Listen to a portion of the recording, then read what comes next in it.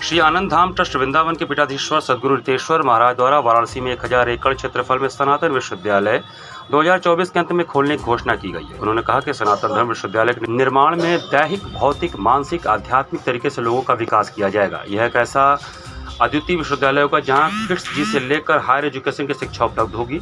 एक बच्चे के अच्छे विज्ञान से लेकर आधुनिक विज्ञान, चाहे I machine learning, quantum computing तथा मेडिकल, आर्ट्स, कॉमर्स, साइंस एवं इन सब को लेकर एक दिव्य विद्या पद्धति का निर्माण कर राष्ट्र के लोगों को बचाने की परिकल्पना है। एक ऐसी अद्भुत विद्या पद्धति जिसका आधार होगा सनातन संस्कृति का प्राण 16 संस्कार। रितेश्वर महाराज ने कहा कि अंग्रेजों के समय लॉर्ड मैकाले द्वारा भारत की शिक्षा पद्धति को बर्बाद करने का काम किया गया है। उन्होंने पूरे गुरुकुल शिक्षा पद्धति का विनाश कर दिया, शिक्षा को एक पैसा कमाने का जरिया बना दिया है, जिससे अब बच्चों का कौशल विकास नहीं हो पा रहा है। भारत की सनातन परंपरा बहुत पुरानी है। इस परंपरा से लोगों का सुदृढ़ होता है। इस परंपरा को प्रारंभ रखने के लिए हम लोगों द्वारा एक विश्वविद्यालय की शुरुआत की जाएगी, जिसमें अपनी शिक्षा पद्धति होगी। बांग्लादेश में लगातार हिंदुओं पर हो रहे अत्याचार एवं हत्या की घटनाओं को लेकर रितेश्वर महाराज ने कहा कि बांग्लादेश में हमारे गुरु हैं और जिस तरह से गुरु भाइयों ने हमें वहाँ की घटनाओं का वीडियो भेजा है, जिसको देखकर मैं 3 दिन तक सो नहीं पाया। माँ बेटी का बलात्कार, हत्या जैसी घटनाएं सामने कर दी जा रही हैं, जिसे लेकर हम लोग विचलित हैं। यह कार्य हिंदुस्तान में होने नहीं दिया जाएगा, जिसको लेकर सनातन संस्कृति को जगाने का काम किया जाएगा। जाति जनगणना के विषय में बोलते हुए उन्होंने कहा कि हम जाति पर विश्वास नहीं करते हैं।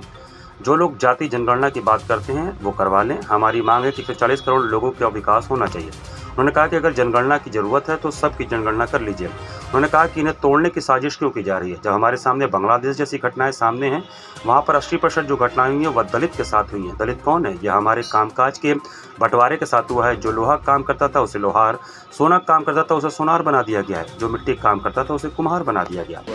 जाति जनगणना की मांग कौन कर रहे हैं, क्यों कर रहे हैं? हम कह रहे हैं कि भारत के प्रत्येक लोगों का विकास होना जरूरी है। भारत के प्रत्येक, चाहे अमीर को और अमीर होने दीजिए, गरीब को और अमीर बनाइए। आप अमीर को काटना चाहेंगे और गरीब को बड़ा बनाना चाहेंगे, ऐसा नहीं होता। हमारे गुरुदेव ने कहा जो बड़े हैं उनको और बड़ा बनाओ, जो छोटे हैं उनको और बड़ा बनाओ। हम सबको बड़े बनाने के लिए आए हैं। तो जनगणना अगर करनी ज़रूरी है तो पूरी जनगणना करा लीजिए, सब करा लीजिए। और जातिगत जनगणना, कास्ट क्या होता है, सेक्ट क्या होता है, मुझे इतना पता नहीं। सब कराना है तो सब करा लीजिए। अहमदिया भी करा लीजिए, पठान भी करा लीजिए, ये भी शिया सुन्नी भी करा लीजिए, सब करा लीजिए। फिर इसी को तोड़ने की इतनी साजिश क्यों है? क्यों तोड़ा जा रहा है? जब बांग्लादेश की स्थिति देख रहे हैं, बांग्लादेश में 80% से ज़्यादा जिनको आप सो कॉल्ड मतलब दलित कहते हैं ना, वो दलित ही तो थे। बांग्लादेश में कौन लोग मारे गए? 80% कौन थे? अगर भारत में होता तो कि भाई दलित मारे गए, वो दलित ही हैं, वो हिंदू हैं। हम तो मानते ही नहीं, हम सब हिंदू हैं, सनातनी।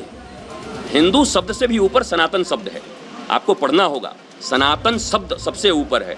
हिंदू से जिनको कष्ट है ना, हिंदू को जो नहीं समझ पा रहे हैं, एक छोटी सी भौगोलिक स्थिति को समझ पा रहे हैं, तो मैं कहता हूँ सनातन शब्द का प्रयोग करिए।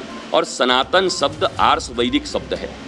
उस शब्द का जितना प्रयोग करेंगे तो हम सब एक हो जाएंगे। क्योंकि बुद्ध भी तो यही बोलते हैं ना, ऐसो धर्म सनातन, तो हम तो सब सनातनी हैं। बुद्ध भी सनातनी है, हम भी सनातनी हैं, जैन भी सनातनी है, सिख भी सनातनी है, हम भी सनातनी हैं। हम तोड़ने की बात क्यों करें? हम जोड़ने की बात करते हैं ना।